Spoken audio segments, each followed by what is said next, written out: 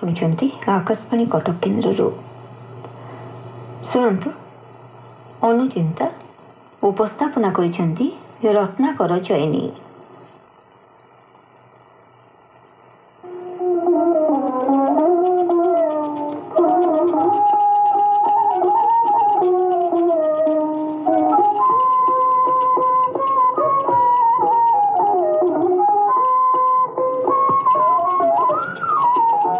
देवपूजा उद्देश्य अभिप्रेत भोग सामग्री को साधारणतः अम्मणिया कहुए। भोग सरिला परे ताहा प्रसाद हो जाए। श्री जगन्नाथ धाम रे यह महाप्रसाद।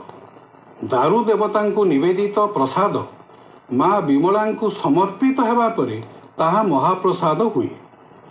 महाप्रसाद जनमुखरे महाप्रसाद होई कालक्रमे ताहा महाप्रसाद रे रूप नेछि।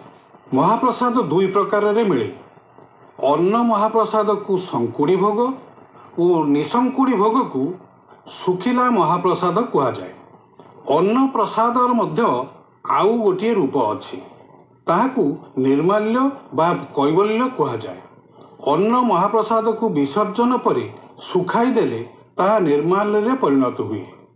यहाकू केवल भाव सहकारे ग्रहण करा जाउथिबारु ताहा कैवल्य बोलाए। कैवल्य को दुई आंगुठी रे कणिकाए खाइबाकू हुए, किंतु महाप्रसाद को पेट पूरा खाइबाकू हुए। महाप्रसादर महात्मा संपर्क रे सुंदर कहानीटीए अछि। त्रेताया जुगर कथा। मर्यादा पुरुषोत्तम राम रावण को विनाश करी सीता माता सहित अयोध्या प्रत्यावर्तन कले। तांकर अयोध्या राज्याभिषेक हला। समस्त को भूरी भोजन दिगला। दुखी रंकी सदाव्रत खोली दिगला। जगत पिता प्रसाद ये देवता माने भी लोभ संवरण करें। से माने नाना छद्म रूप धरी आसी प्रसाद सेवन कले। देवदेव महादेव साधु सन्यासीटीए रूप धरी पुरुषोत्तम दुर्लभ प्रसाद सेवन करी कैलाश कंदर को फेरीगले।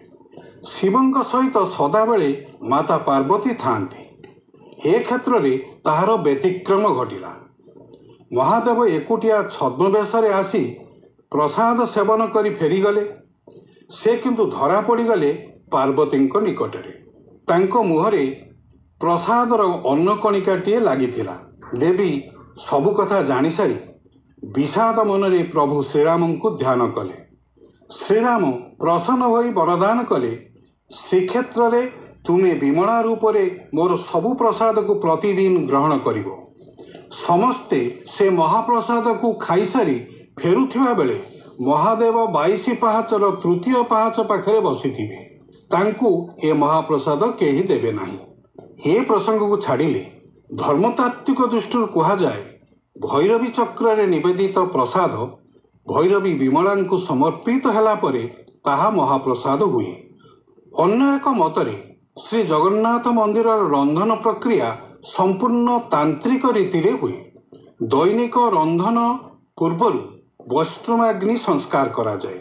वैष्णवाग्नि संस्कार नवचक्र जंत्र रे हुए।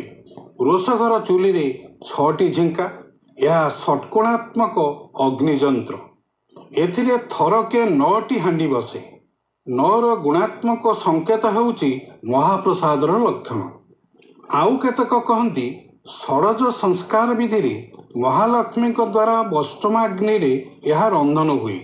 राजाधिराज परम विष्णु को ए नैवेद्य स्वर्ण पात्र रे परिवेषण करा हुए। लक्ष्मी रांधिले विष्णु भोजन कला परे ए प्रसाद महाप्रसाद ही हेबो। श्रीमंदिर रे अन्न महाप्रसाद जजाति केशरी समय अर्थात 6ठ शताब्दी प्रचलित। परवर्ती काल रे प्रकार विधि रे एथिरे संस्कार आसीछि। महाप्रसादर महात्मा संपर्क रे ब्रह्म वैवर्त पुराण रे कहा जाइछि जगन्नाथस्य नैवेद्यम महापातक नाशनम भक्षणात् फलमाप्नोति कपिला कोटिदानकम। कोटिए कपिला सदृश गाई दान ठारू महाप्रसाद सेवन ताठारू महत्तर।